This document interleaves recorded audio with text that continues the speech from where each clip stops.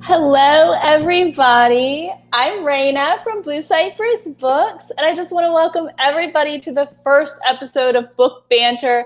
I am so excited to be here this evening with Reynolds, who you may know from Effin' Birds on Twitter, Instagram, or his book.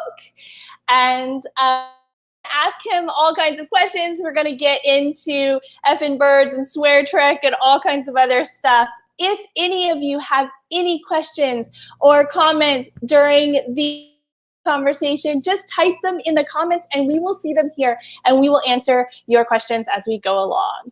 And now, Reynolds. Ta-da! Hello. Hi. How are you? I'm good. How are you? Doing pretty good this evening. You're outside there. Oh yeah, I'm outside and I'm super jet lagged. I returned to Toronto about 18 hours ago, and so here I am. You got this. I've been driving cross country for the last 2 days, Nice. and I in this lovely office who I'm borrowing from a friend of a friend about an hour and a half ago. So thank you so much for letting me use your house. Okay, my first question for you about Effin' Birds is, what is this? What is happening here? I mean, I did not prep you for this one, but hopefully you've gotten this one kind of before. How did you get started? Right. Where did this weird thing come from? So I think what's funny about it is that I've been given a lot of flack by my publisher for not being able to describe Effin' Birds very well, because it's such a weird thing, and it's sort of a thing that happened. It was kind of a road to get there, and it was a weird road. It was a really weird road. How do I tell this in the least amount of time? So there's I can show some Effin' Birds. You guys probably all know, but here's a couple of examples. It's what we're looking at here. Wonderful illustration with a hilarious and yet ridiculous saying. Right. And the book itself is essentially a field guide that, it pretends to be a field guide to birds, but it's really a guide to people who've made my life more difficult. There's literally my 2016 annual review at my old workplace is in this book. So all of these things, oh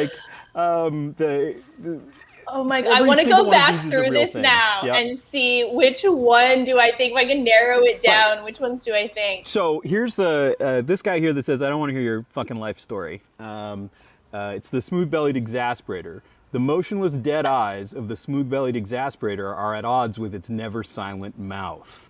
Habitat found at parties asking open-ended questions out of a sense of duty.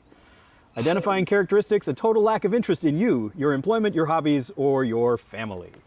That is 100% a person that I know. So, yeah. Well, so that kind of brings me to something that we were recognizing at Blue Cypress when we were all talking about your work. And it looks like you are inspired from an office workplace. Is that? Yes. I worked for 12 years?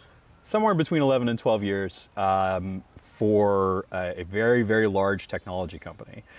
And it was a really great place to work for 9 of those years, and it was really exhausting for the last 2 or 3. And Effin' Birds on Twitter, and actually originally Swear Trek on Twitter, were my coping strategy. This was how I was getting out all of my feelings, because rather than having a negative emotion and holding on to it or being frustrated by it or whatever else, I would say, I would take this negative emotion and I would write it down and I would make something out of it that people really liked. And, ultimately when it came to Effin' Birds, it was, I'd have this negative emotion that somebody would, do something awful to me and I would be angry. And then I would say, oh, I can use this. And then I would make money on it. And then I'd be like, oh, I'm really thankful for this jackass who made my life difficult because he just bought me the new dishwasher that we needed. So, yeah.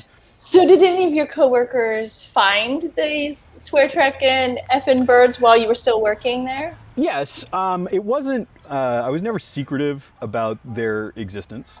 I did actually talk to the business conduct department for our very large company multiple times just to make sure that I wasn't crossing any lines that I wasn't aware of. Like I had an idea of what the lines would be, but I just wanted to say, hey, this is the next thing that I'm doing.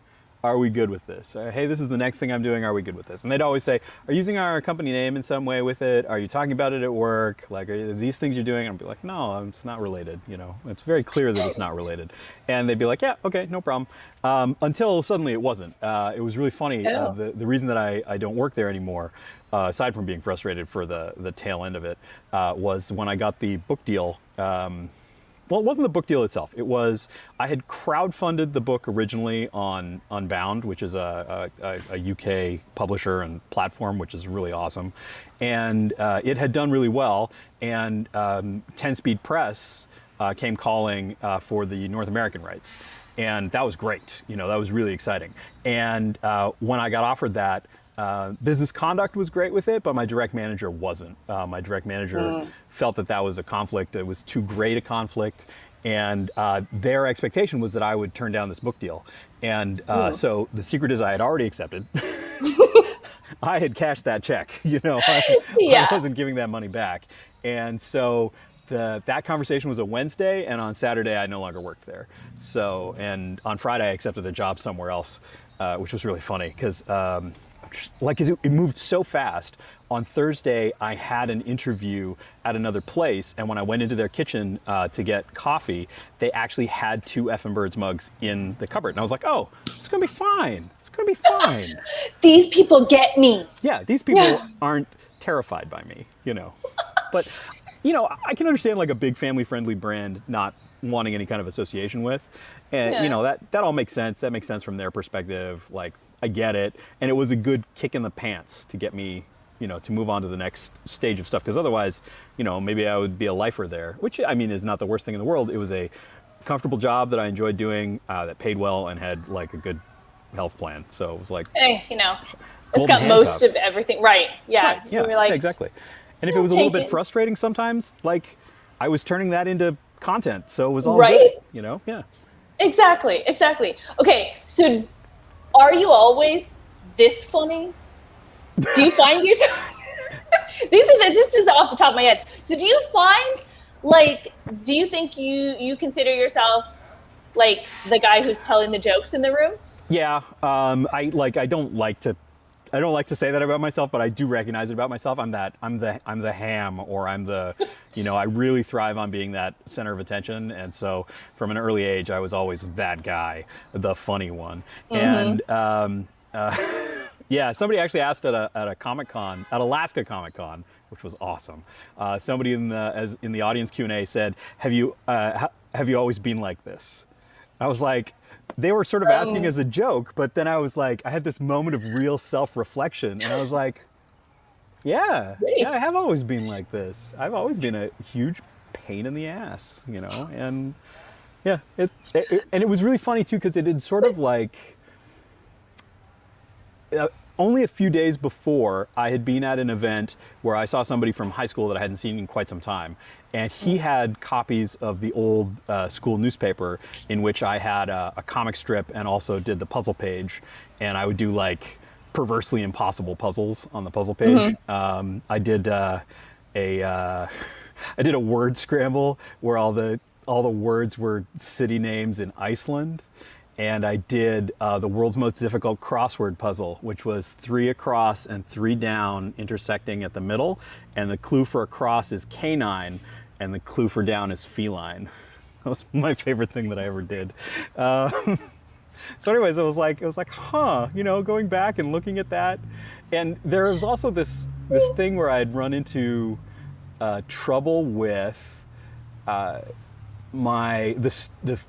sponsors, the teacher sponsors of the school newspaper, where I had made a comic strip where the punchline was the single word Satan.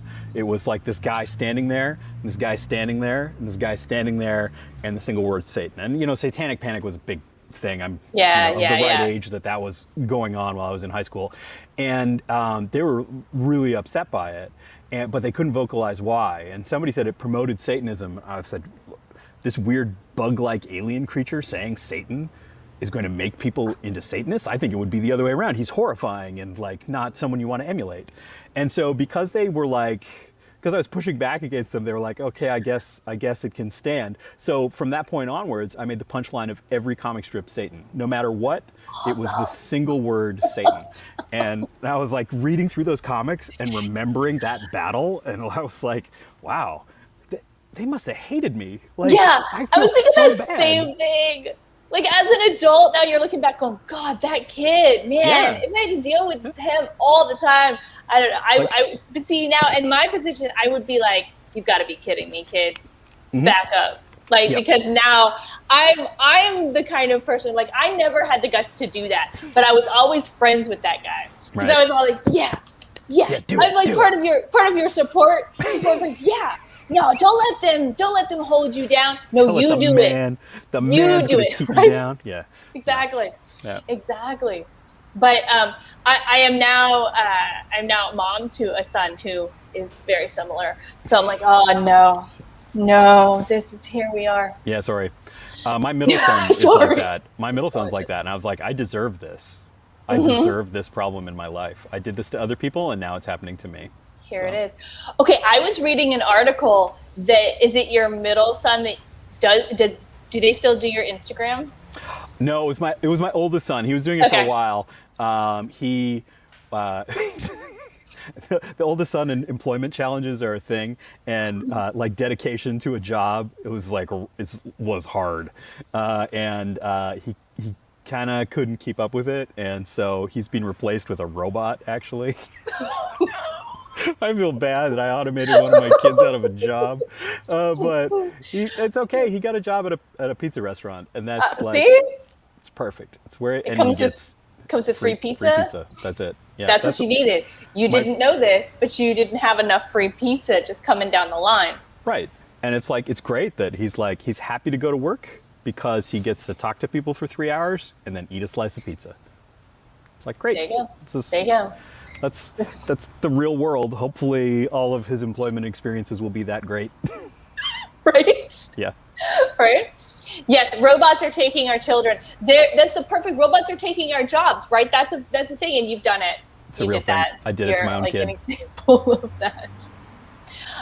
Okay, so Zane asks, are you going to release an audio-only version for your ex-patrons with limited data? Wow, that's almost two questions. Of this conversation, I think they mean. Are we going to do are you guys going to put out a podcast or something of this? Oh, well, no, that wasn't part of the plan. But you can. However, we could. I will have the audio of it, and the video will actually live on our YouTube and Facebook after this, so you could watch it. Yeah, but they have limited data. Limited data is what it says. True. So let me think on that, Zane. And if I do, I will send you a message and let you know. I would say this. I have a currently dormant podcast feed from my old podcast of I don't know, 4 years ago, 3-4 years ago. No, maybe longer than that. Wow. I keep paying the, I don't know, $3 a month for hosting because I don't want the podcast to go away. Right? like all the old episodes, but I mean, I can stick it up there. It would fit in perfectly if you guys want to do that. Oh yeah, there you go. Perfect. See, we'll do that. I have never considered that, so I actually thank you very much, Dean, for bringing that up because it would be easy enough to do because we have the content right here. Here we are. I would just like to point out that Joe Burt in the comments is Customer Care Joe from Effin' Birds. If you've ever talked to Effin' Birds by email for an order problem or anything like that, that's Joe. Wave hi, Joe. Thanks, Joe. Joe's great. Okay, so here's give me a little bit behind the scenes of this Effin' Birds. So it's you clearly, and we were talking earlier about you have a warehouse, and there was Ryan who works the warehouse, and now we have Joe. Who's your customer service? What's your team? You have a little indie business here. Yeah, I'm really surprised. How many people are on your team? Yeah. So the thing is, like, when I started making rude jokes on the internet, I did not think that I would be an employer, you Right. know? But currently I have, let's see if I can count these all off here. Joe, who does customer service, Nick, who runs the web store. You never want to get into emails with Nick, and that's why his email address is not public. We have Ryan, who does the warehouse. We have Michelle, who does the newsletter that comes out on Fridays. She does the news curation and writes the newsletter. I write the jokes, and she finds all the stuff to go with them in the news. It's great. If you're not subscribed, go to newsletter.fmbirds.com and sign up. That's plus me. That's 5 that work directly. I'm forgetting somebody, of course, and I'm going to be really upset at myself. I have my friend Noel, who I've known for forever, does a little development work here and there for me. So he's, I guess, a part-timer. And I actually I got Chrissy. How did I meet Chrissy? I think at a Comic-Con? I don't know. Chrissy's like an internet person that I met somewhere. But anyways, she is now curating bat labels, which is the first thing that I did that was a big hit on Twitter. And so it was like, I got to a place where I don't have time to do it. And I had let it be dormant for a while. And then I felt bad because people were always like, when is bat labels coming back? And so now Chrissy's in charge of bat labels. So that's, yeah. I think There that's you the team. go. That's six. That's super exciting. Oh wait, I have one more person. I have Toby, who makes sure that no evil shit's going down in the Facebook comments. That's very important. That's actually a horrible job that I don't want to do. And that's like literally every person who works for me does a horrible job that I don't want to do. That's kind of like the as soon as I'm like, oh yeah, shipping stuff? I don't want to do that. You know, running a web store, I don't want to do that. Who can do this? I just want to write jokes and pick out bird pictures. Right. I want to write the jokes. That's what I want to do. So, you know, that's why. I love it though. That's what being the boss is all about. Yep. It's a weird little industry. Christopher says this is a great opening act for an online concert. He's watching in 42 minutes. That's great. Who are you watching? Yeah, what's the concert? Yeah, there's a little bit of a delay, so we'll have to give Christopher a minute to get back with us. Yeah. But excellent. I'm an opening act. I'm sure you've been an opening act before. Yeah. You're like, maybe, I don't know. No, I mean, I've done, in my old job, I did a lot of talking and sometimes talking on a relatively large stage, which was weird. No, it wasn't weird. I was good at it, you know. You're like, it seemed weird. Why are they asking me to do this? Why am I here? Yeah, oh, okay. I'm like, because I'm the guy who talks all the time. That's me. That's me. Yeah, that's how I end up in a lot of these jobs, because somebody comes up with a good idea and I go, well, I'll be on camera, and here we are. Amazing. Exactly. All right, so I'm going to ask you a question. So the booksellers at the bookstore, we all came up with a few questions. So I'm going to ask you those. We'll get started on that. So Elizabeth and Leanna. Elizabeth's our owner. Leanna is our manager. And they kind of got together and wanted to ask you how you stay creative in your profanity. Yeah, I think that one of the great things about being a human being is that you will always find something to frustrate or anger you. There will always be something horrible that happens to you at some point. And so I just like continue to experience life and then write down how I feel about it. And usually in a little note on my phone that I think if anybody looked at it who didn't know what I did or who I am, if somebody just opened that note, they would think I was a serial killer or something like that, or, you know, some truly deranged individual. But yeah, whenever I have like any kind of negative emotion, I write it down. And then later, much later, when I'm A-okay to laugh at all of these things, I sit down and I start looking at that list and I start looking at pictures of birds. And I just sort of like, they just sort of like magically like, oh, this is how this bird felt about this guy who cut me off in traffic. There you go, you know. So yeah.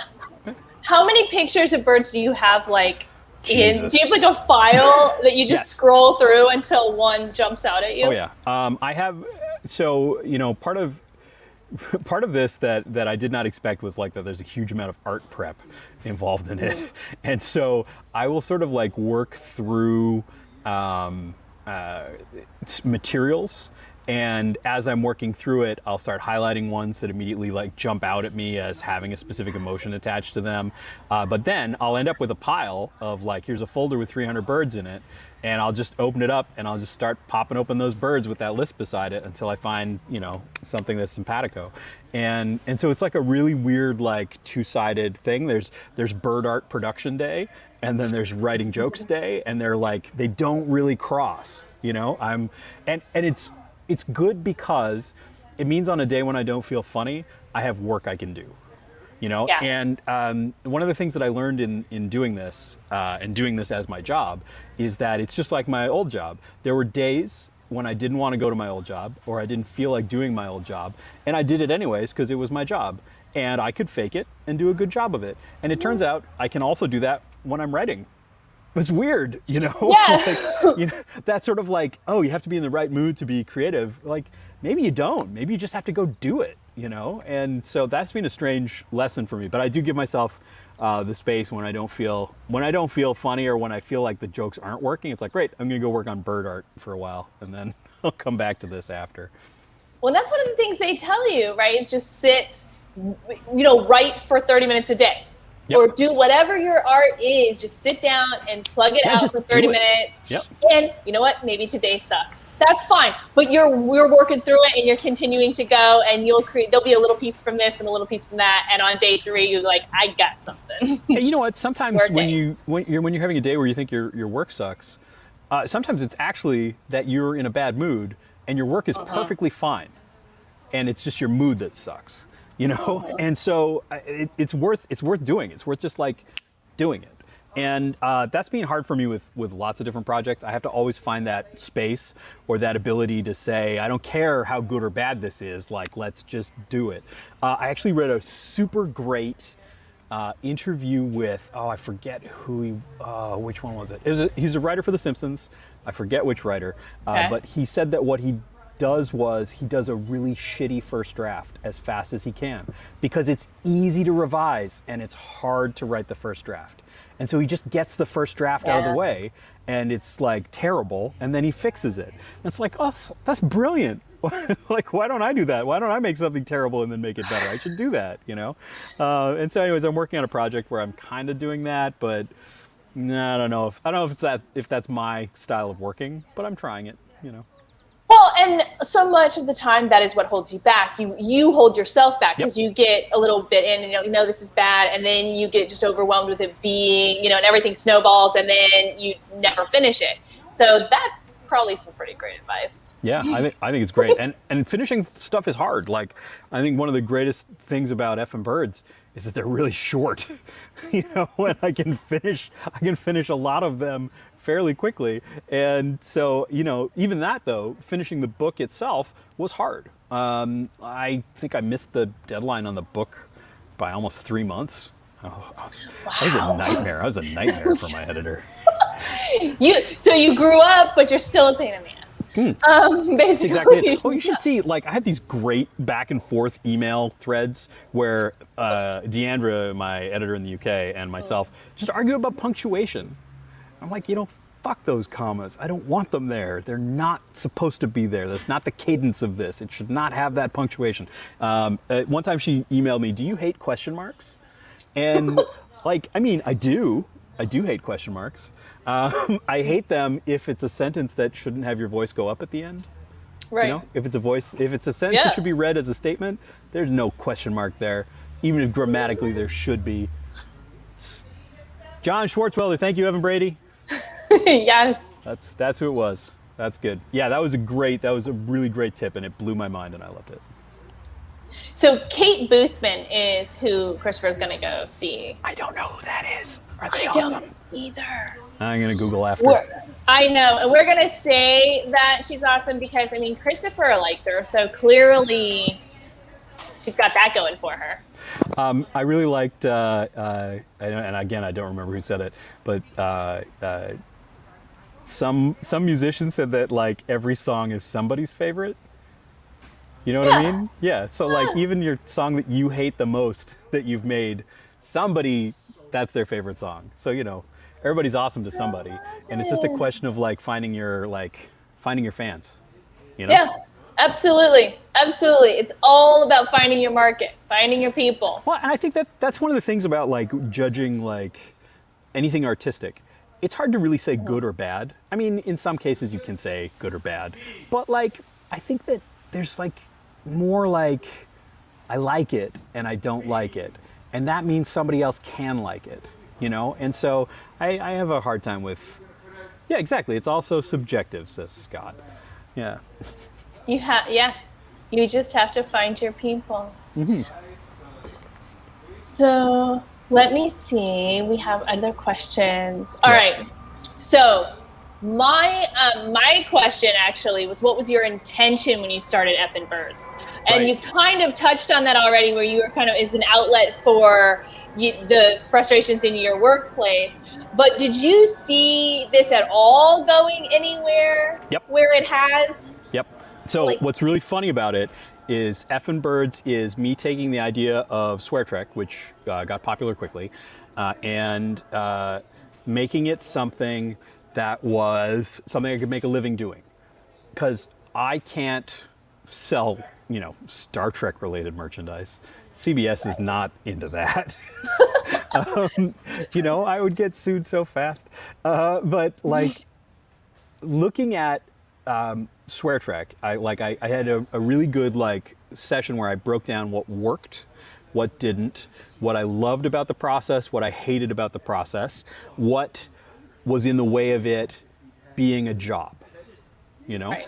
And so I took that big list and I decided to address every piece of it, and that became essentially the first pitch for Effin' Birds. And that pitch ended up being something that I presented to a big media organization who were struggling with their comedy brand on Twitter and reached out to me because of Swear Trek for ideas for their Twitter comedy brand. And they're iconic. Like I have a childhood love of the brand. It's one of those, but they struggle in the age of social media. And I mean, their offerings, like their TV offerings, are still good. It's just really specifically they're bad at social media, and so I gave them a bunch of pitches, and the one pitch that I gave them, which was the pitch I think they were looking for, which is Swear Trek, but with their entire like library of content back to the 1950s or whenever they started, and they liked that one, and that one ended up getting killed by lawyers, which is really sad, because they're like, well, how do you pay an actor royalties on a GIF on Twitter? Ugh. It's like, well, I mean, yeah, especially when the show's from 1972. How do you figure that out? Yep. So that was sad that I didn't get to do that, but I would have enjoyed it. One of the other things I pitched them was essentially Effin' Birds, a little more to their brand and not really bird related. And they hated it. They hated it so much. And I left that meeting feeling like a moron. And I kind of had this moment of like, am I bad at this? Right. Like, because these are professionals. And then I was like, these are professionals who are striking out hard on Twitter. So maybe what I should do, because I have all these other pitches that I think that they are sort of maybe interested in, maybe I just need to show them that I'm really smart. And so I made Effin' Birds. I like literally, in the space of an afternoon, licensed like 20 gigs of bird stock art and started making Effin' Birds, made the accounts and just started putting it out there on a schedule, with my goal being like, okay, in 2 weeks when we have a meeting again, I can say, hey, look, people, this gets good engagement. And by the time the 2 weeks had rolled around, it was more popular than their entire comedy brand. You're like, nope, this is mine This is now. mine forever. You don't get to have it. Yeah, so. You lost it. And this is a life lesson. Jump on it. When I think about like, it was like, I was going to get maybe $5,000 overall for like everything I would give them for a year for stuff. Or Effin' Birds is my day job, so it's like. So how long did it take for Effin' Birds to become your day job? That's a good question.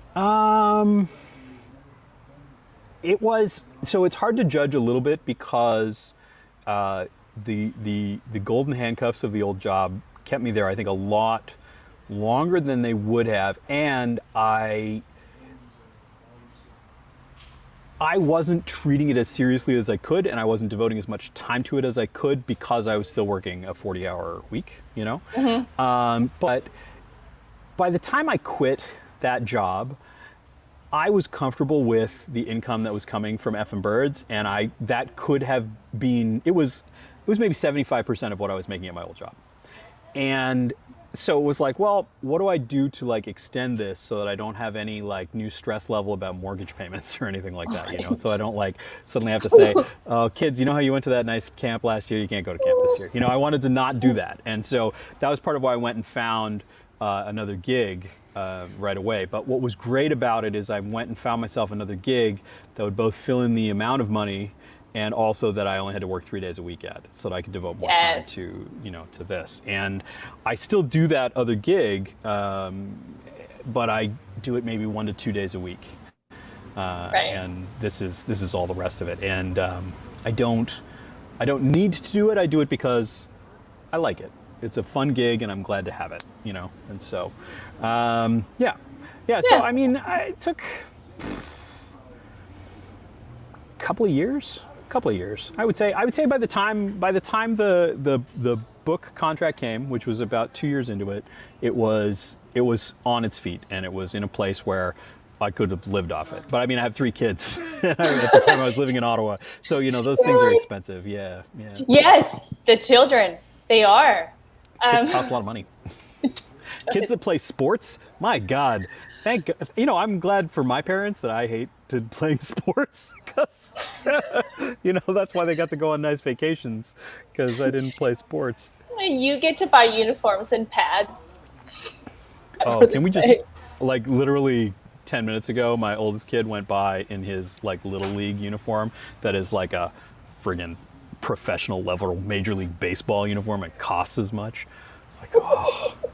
Yeah, but he doesn't have a sponsorship, so you have to buy it. I have to buy it. Yeah, no Chico's bail bonds here. But, you know, that's.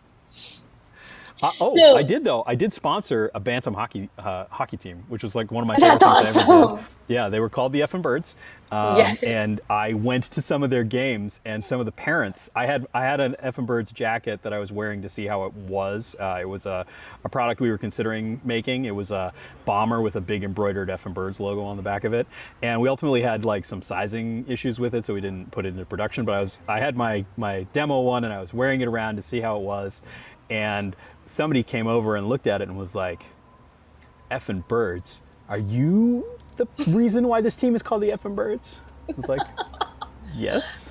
And they're like, all the other kids get to play on Tim Hortons or Canadian Tire. Why does my kid got to play on Effin' Birds? And I was like, because nobody else had $500? I don't know.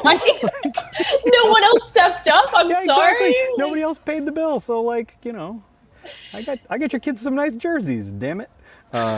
There are, by the way, I made a few extras, and on Effin' Birds, if you type in, on effinbirds.com, if you type in hockey in the search, you'll find the few remaining Effin' Birds hockey sweaters. Very nice. Yeah. Very nice. You're still trying to get rid of those. Yep. I'm still trying to get rid of those. Yep. Yeah. But the kids can say my dad is Effin' Birds. Yeah.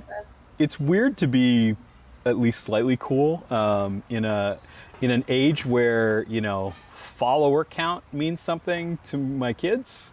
You know, I'm like, well, I got 250,000 followers on Twitter, so that makes me something. You know, makes me not nothing. Do they care? Do they care? A little bit. I think they were super into the French version of the book. Oh yes. Yeah, you have to show me the French version. Yeah, the French version. It's right over here. I have props. I have all my pile of props over here. Look at that. Yeah. So I have a French publisher, which is super weird. Actually, somebody sent me a picture on Instagram of them in the comic book, the Museum of Comics in France, buying a copy of my book in the gift shop of the Museum of Comics. And I was like, that's awesome. Like, I like that. I want to go visit the Museum of Comics and see my own book on the shelf. Like, that's hot. You know, I'm really into it. And you have these surreal moments again, like you're like, this is happening. That's me. Yeah. Well, it was really weird the first time. No, it was weird for the entire winter. When the book came out in Canada, Indigo, which is like our big chain of bookstores up here, it's like so essentially like Barnes and Noble. It's the same kind of like big, massive nationwide chain. They merchandised it on their their holiday humor table, and so I was there beside a book by Tina Fey and an Aquafina book or something like that. And I was like, really? Like this is where I am. I'm between, like, these are both really good books and I'm here. Okay, I'll take it. You're like, okay, if you're sure, you guys are the experts. This is where it belongs. Okay, good. That's exactly it. That's exactly it. Well, I think that there was this super weird moment where for 2 weeks I was the best-selling book by any Canadian author not named Margaret Atwood. That's a wonderful statistic. Right. Like, that is very special. But I think the best part of that is that it put me at number 3. Because number 1 was The Testaments, and number 2 was a reprinting of The Handmaid's Tale. Of course it was. Number 3 was me. But hey, I'll take it. Best-selling Canadian author not named Margaret Atwood for 2 full weeks. I'll take it. Do you have a plaque? You need a plaque. I would hang that proudly on my wall. Yeah. And it has to say it just like that. I think the hard part is if I make a plaque for me, it doesn't count. That's how I feel about it. I did get a Webby Award. Oh, I should have brought that down. It's a big, weird spring-looking thing, but they actually it's like a legit trophy and stuff like that. And so I was like, oh, this is ostentatious. This will irritate everyone in my family. I'm going to display this proudly. It's wonderful, and that's recent, right? 2020. Yeah. So I 2020 and 2021. In 2020, thank you. I was an honoree, which is like. They don't put you in the running for the award. They just say you were good. You know what I mean? You're not going to win, but we like you anyway. But we like you, so we want to give you something. Right. It's like the jury award at the Cannes Film Festival or whatever else. It's like one of those. And so for social media humor, I got I was an honoree in 2020. And then in 2021, I won I just straight up won social media weird. That's my category. Is that social media weird? Social media : weird. That's on the trophy. Aaron Reynolds, Effin' Birds, social media : weird. Yeah, and you should plaque next to the Webby Award. I feel like these two go together. I think somehow. so. Yeah, something like absolutely. Effin' Birds made glorious by the Country of Canada made for glorious authorship. Yes. Yep. I like it. Okay, so you have another version of your book there that I don't have, don't Which you? one? You have. You showed us the French version, but you have a paperback.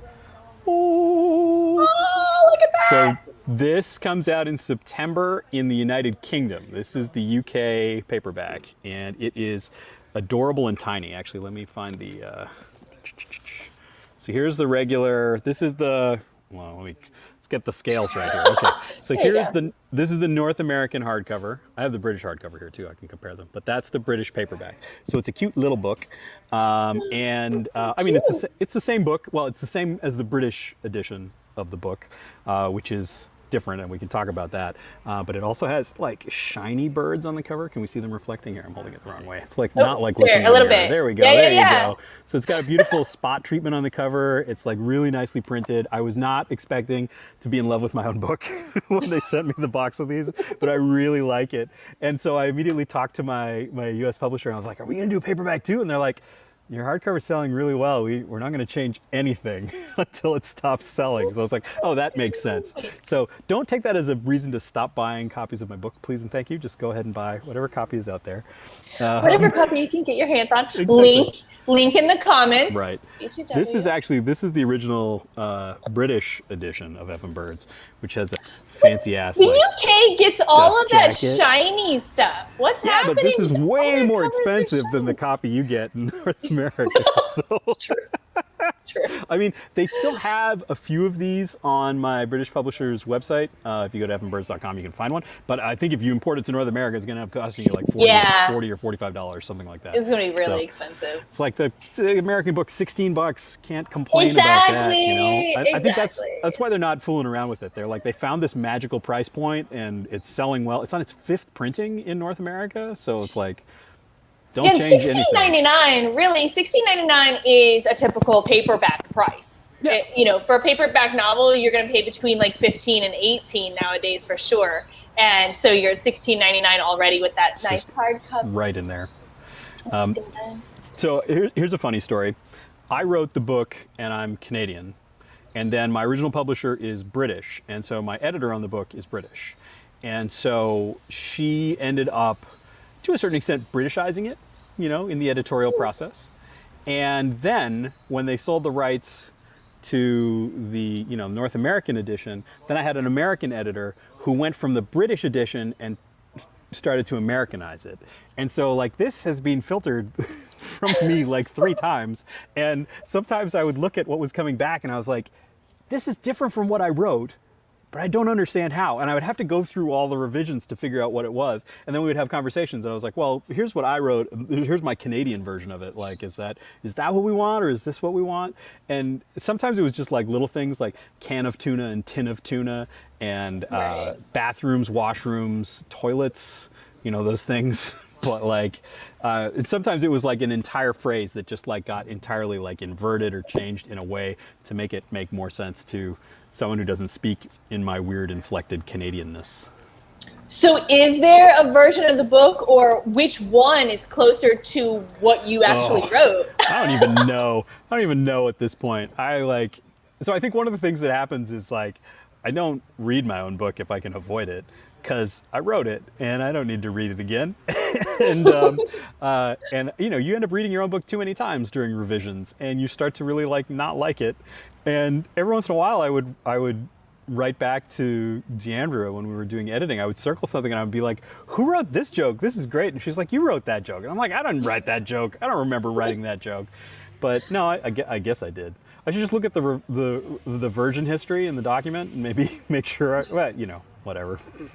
You're like, are you going to put my name on it? Do I get the royalties? Do I get the royalties? That is the most important question of all. Do I get paid for this? Great. That's my goal. Okay. That sounds More so Little League mercenary. uniforms? More Little League uniforms? Yep. Everybody wins. Yep. Okay. I feel so like mercenary and gross saying that, but it's like, it's so true. Like it's art that is supported by financial success is art that can continue and will thrive. And that's like the way that I had to that's the lens I had to put all this through, because it felt really gross to say, how do I make this make money? But on the other hand, it was like, how do I make this survive? It's the same question, right? Like, how do I be in this for the long haul? And so the answer is by having it be financially successful. So therefore had to work on that as part of the whole thing. Yep. And that's what it's been since the beginning of artists trying to be just artists. You needed a patron to keep paying you money or letting you live there so that you can keep hiding out in your room and writing piano concertos. Exactly. Yeah. And I'm sort of glad that I'm in a place where, there's enough people who like it that I can, concentrate on doing it and doing it well and making the most of it. I think that's awesome. Well, it's working out so far. It's working. So thank you. Good job. All right, I have one last question. This one's from Jody. And hers is not really effing birds related, but it's going to be an interesting answer, I'm pretty sure. What book would you swear in on if you were elected to office? Because you can swear in on any book you want. Can swear in any book you want. It doesn't have to be a Bible. And my first thought was like the real asshole answer, which is, I'd swear in on my own book. But I'm not going to say that because that's awful. But then I had this huge long look at my bookshelf and I was like, what do I revere on this bookshelf? Like, what is a book that has stuck with me? What is something that I have so much respect for? What is something that I like return to? What is something I would be devastated to not have anymore? And so I ended up pulling off of my shelf Jane Campion's screenplay for the piano, which I saw the movie The Piano in, I don't know, what is it, 93, 94, 92? First published in Great Britain in 1993. So in 1993, I saw the movie, left the theater, walked to the bookstore. This was sitting on the shelf, and I was like, yes, I must have it. And it's a book of a movie, but it's actually like, it's magnificently written. It is so like evocative of place and of personality in so few words. Like, it is spare and lean and really beautiful, and I love everything about The Piano. And so this is I would swear on my screenplay of The Piano. That's what I would do. I love it. And I've had this copy of this book since 1993, and it's in surprisingly good shape for a book that I have read multiple times, because I sometimes hurt books. I don't mean to, it just happens. It happens. I think if you love a book, you can see it.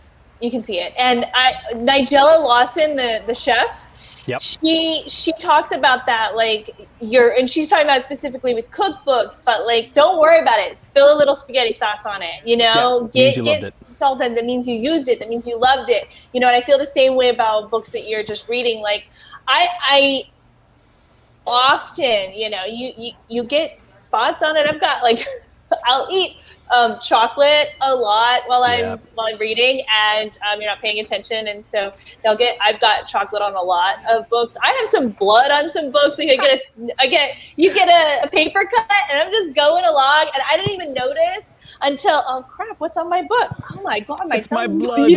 Like, my thumb's bleeding. Like, I can never trade this one at the used bookstore. Okay, that one lives with me forever now. It's DNA.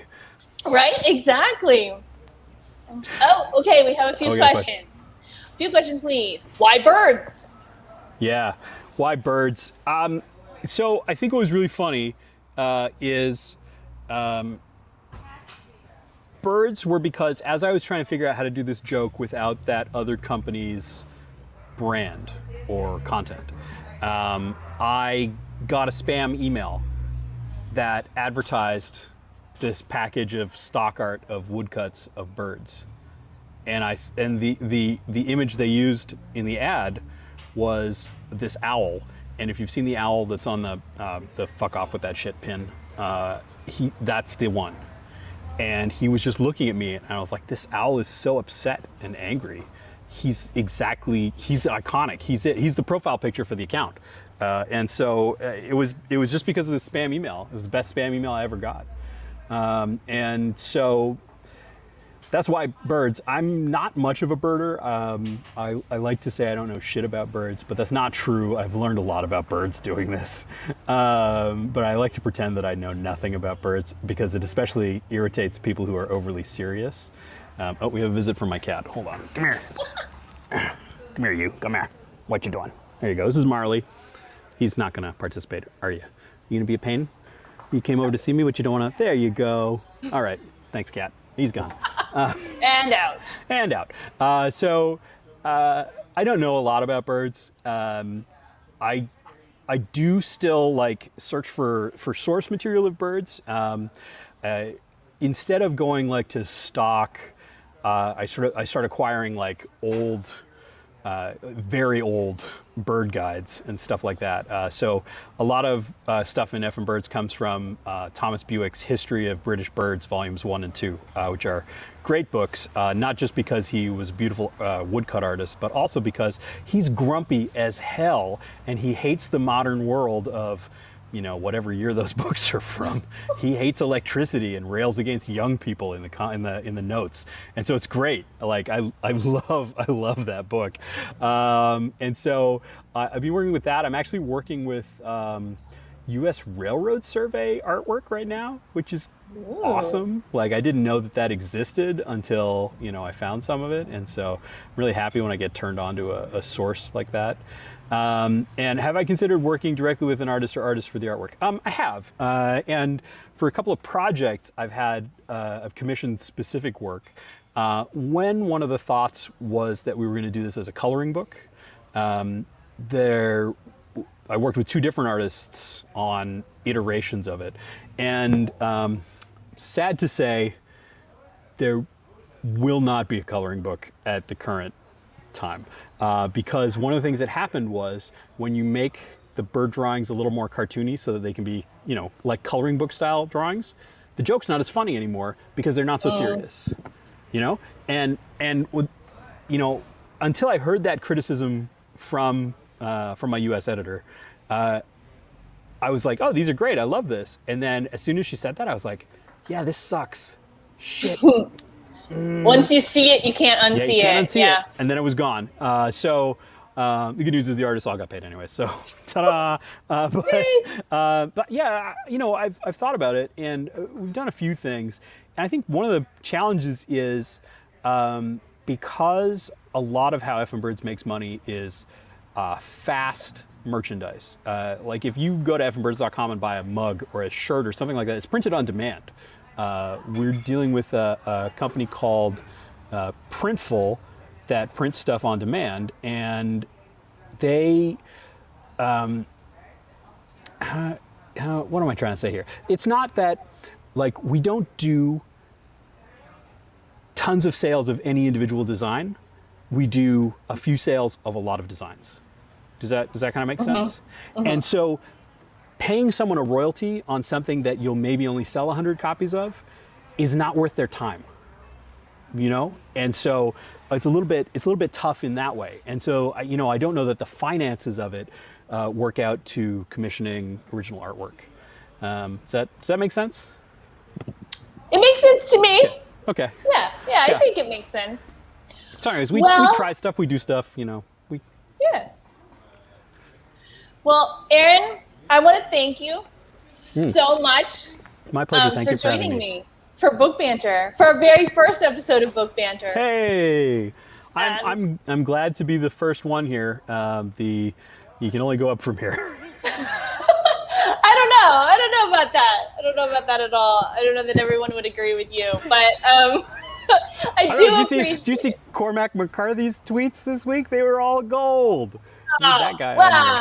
Yeah, I'll ask him and see how that works out. You never know. Yeah, sure. You know what? When I sent you a message, I was just like, I'm just gonna throw this out here and see if the Effin' Birds guy will answer. Yes. And you didn't for 5 months, but then you did. Yeah, then I did. I'm the worst. First of all, I'm the worst. But second of all, and and again, being totally mercenary, I have a new book coming out in October. I know, and I'm gonna put a link to that in the comments as well. Yes, please. So you guys can pre-order it now. Yep. Save it. If you go to the website, if you go to Blue Cypress Books, you can get Effin' Birds. We will mail it anywhere around the world for you, and you can pre-order Greetings from Effin' Birds on our website, and as soon as it comes out in October, we will ship it to you wherever you are. And I'm going to work on getting some book plates from Aaron, so hopefully we'll have some signed book plates pretty soon. If you want to wait for a signed one, call us or put it in the comments when you place the order online, and we will hold it for you and get you a signed book plate. It was really depressing to not be able to go to stores and sign books for the last 18 months. And so the solution to that was printing 2,000 beautiful book plates with the Effin' Birds coat of arms that I can sign and send to bookstores so they have, signed copies of the book. So, and it's been wonderful. A silver lining of COVID is getting to do events just like this and getting to talk to you and work with indie books that you may never have gotten to before because you're way up there in Canada and we're way down here in Florida. And the border is closed. Again? Yes, I think. Yeah. So thank you, everybody who tuned in, everybody who asked questions, everybody for being Book Banter and joining in. And Aaron, once again, I just want to thank you for being with me here tonight. Thank you so much for having me. All right. Hey, everybody.